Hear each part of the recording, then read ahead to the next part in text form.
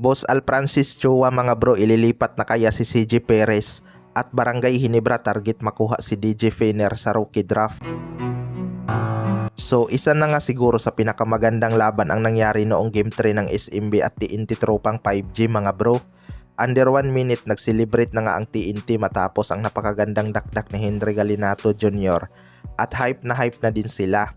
Pero dalawang long shot nga ni CJ Perez ang nagpaiyak sa kanila at nakambak pa ang laban. Nauna ngang mag-celebrate ang TNT kahit alam nilang SMB ang kanilang kalaban na maraming tirador sa labas. Kitang-kita nga ng mga fans na sobrang saya ni Boss Alfrancis Chua noong naipasok ni CJ Perez ang Dagger 3. Kaya may mga rumors na ililipat daw ni Boss Alfrancis Chua sa Barangay Ginebra si CJ Perez. Well, para sa akin mga bro, wala naman talagang imposible kapag plano ng SMC ilipat si CJ Perez.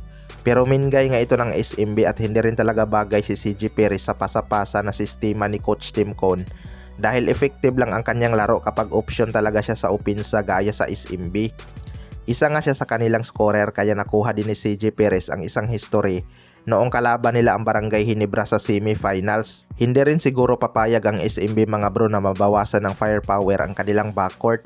Kahit mas maraming fans ang Barangay Ginebra kaysa sa SMB, number 1 team pa rin ng SMC management ng SMB dahil sa dami nitong championship at sila din ang hari ng Philippine Cup dahil kay Junmar Fajardo. Sa kabilang banda naman mga bro, Barangay Ginebra target makuha si DJ Fener sa rookie draft. Ito ngang Barangay Ginebra ay hindi na ganun kasolid ang kanilang lineup simula mawala ang kanilang ibang key player gaya nila Sistan, Maverick Ahanmisi at Jimmy Malonzo. Kaya semis pa lang nabugbog na sila ng SMB. Pero pansamantala lang naman siguro yan mga bro dahil sa 2027 rookie draft. Mukhang mas lalakas na ulit itong Barangay Ginebra lalo na't dalawang first round pick ang kanilang makukuha. Solid na big man nga ang kanilang posibleng kunin at ang isa daw mga bro ay baka itong si DJ Fener. Solid na two-way player kasi to at napanood naman na siguro natin ang laro nito sa strong group.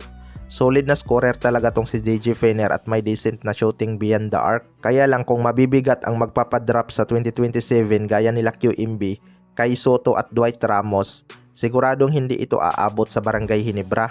Kapag nagkataon mga bro, pwede ngang itrade ng Barangay Ginebra sa Blackwater Busing si Stephen Holt para sa first round pick. Pag nagkataon, siguradong 3 first pick ang makukuha ng Barangay Ginebra.